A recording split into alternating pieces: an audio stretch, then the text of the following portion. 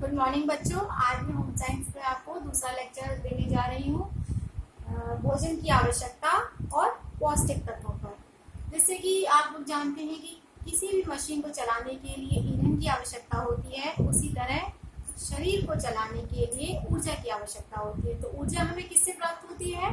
भोजन से। और अतः भोजन वह पदार्थ है जो हमारे शरीर को पोषित करता है। भोजन के द्वारा ही शरीर को पोषण प्राप्त होता है। हर भोज्य पदार्थ में शरीर को पोषित करने की क्षमता अलग अलग होती है। इसका कारण है कि हर भोजन में विभिन्न पौष्टिक तत्वों की मात्रा भिन्न भिन्न होती है। पोषक तत्वों के लिए भोजन लिया जाता है जिससे ऊर्जा की प्राप्ति, ऊतकों का निर्माण और जैविक क्रियाओं पर नियंत्रण होता है। पोषक तत्व पहला है कार्बोहाइड्रेट। ये कार्बोहाइड्रेट से हमें ऊर्जा मिलती है। इसमें 1 ग्राम में 4 कैलोरी ऊर्जा हमें प्राप्त होती है। कार्बोहाइड्रेट लीवर में ग्लाइकोजन के रूप में संचित रहता है तथा आवश्यकता पड़ने पर ग्लूकोज में जल अपघटित होकर ऊर्जा प्रदान करता है। इसके मुख्य स्रोत होते हैं शक्कर, इसमें 100% हमें कैलोरी मिलती है, चावल, गेहूं। नेक्स्ट है हमारा प्रोटीन। प्रोटीन में 20 अमीनो एसिड होते हैं। ये नए ऊतकों और एंजाइम, हार्मोन्स और एंटीबॉडीज का निर्माण करती है। इसकी कमी से क्वाशियोकर और मेरेस्मस जैसे रोग हो जाते हैं। इनके मुख्य स्रोत होते हैं जैसे सोयाबीन, दाल, अंडा और दूध। नेक्स्ट है हमारा वसा।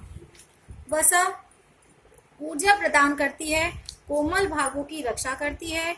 इसमें 1 ग्राम बराबर 9 कैलोरी ऊर्जा प्राप्त होती है। इसकी अधिकता से रक्तचाप, हृदय संबंधी बीमारियां हो जाती हैं। और कुछ विटामिन ऐसी होती हैं जो कि वसा में घुलनशील होती हैं, वो हैं ए, डी, ई और के। विटामिन ए को एक्सोरोफाइटॉल भी कहते हैं। इससे शरीर वृद्धि होती है। ये आंख और त्वचा को स्वस्थ रखने में मदद करता है, संक्रामक बीमारियों से रक्षा करती है। इसके स्रोत हैं हरी पत्तेदार सब्जियां, गाजर, टमाटर, पपीता। और इसकी कमी से रतौंधी नामक रोग हो जाता है। फिर है विटामिन बी, इसको थायमिन भी कहते हैं। और ये हमें अंडा, सब्जी, यकृत, दूध से प्राप्त होती है। और इसकी कमी से हमें वेरी रोग हो जाता है। और विटामिन के और भी विटामिन बी में बहुत सारी विटामिन पाई जाती हैं, जैसे विटामिन 1, विटामिन 2, विटामिन 3, विटामिन 5 और विटामिन जैसे विटामिन 1 को थायमिन बोलते हैं,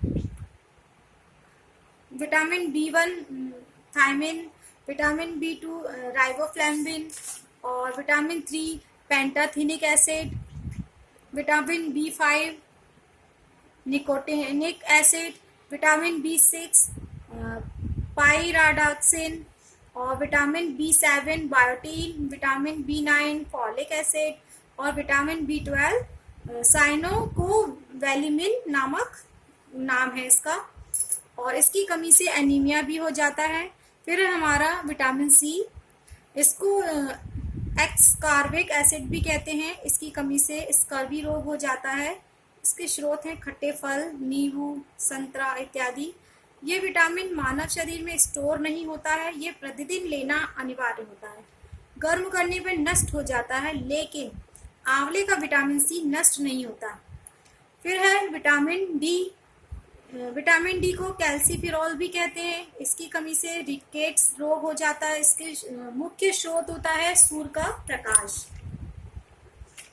फिर है विटामिन ई। विटामिन ई को टोकोफेरॉल भी कहते हैं। ये प्रजनन या ब्यूटी विटामिन भी इसको कहा जाता है। इसकी कमी से बांझपन जैसी बीमारी हो जाती है। इसके स्रोत हैं हरी सब्जियां, गेहूं और दूध है। फिर है विटामिन के। विटामिन के को नैप्थेक्विनोन भी कहते हैं। इसकी कमी से रक्त का थक्का नहीं बनता है। इसके स्रोत हैं आंत में बैक्टीरिया द्वारा निर्मित होता है। ये टमाटर और हरी सब्जियों में पाया जाता है। फिर है हमारे नेक्स्ट पॉइंट है खनिज लवण। खनिज लवणों में भी बहुत सारे, जैसे फास्फोरस है। फास्फोरस पीएच मान ठीक रखना, वसा और कार्बोहाइड्रेट का पाचन करता है और इसका स्रोत है दाल, दूध और अंडा। नेक्स्ट है हमारा आयोडीन। इसकी कमी से थायराइड ग्रंथि बड़ी हो जाती है, घींघा नामक रोग हो जाता है, मानसिक कमजोरी हो जाती है। इसके स्रोत हैं आयोडीन युक्त नमक और मछली। फिर है कैल्शियम, हड्डियों का निर्माण करती है, नाड़ियाँ स्वस्थ रखने में मदद करती है, हृदय धड़कन को संचालित रखने में कार्यरत है। फिर है स्रोत, इसके स्रोत हैं दूध, हरी सब्जियां। फिर है आयरन, आयरन हीमोग्लोबिन का निर्माण करती है, इसके स्रोत हैं हरी सब्जियां और अंडा। फिर है सोडियम, जल संतुलन और रक्त दाब नियंत्रित कर रखना। सोडियम भी हमारे शरीर के लिए बहुत आवश्यक है।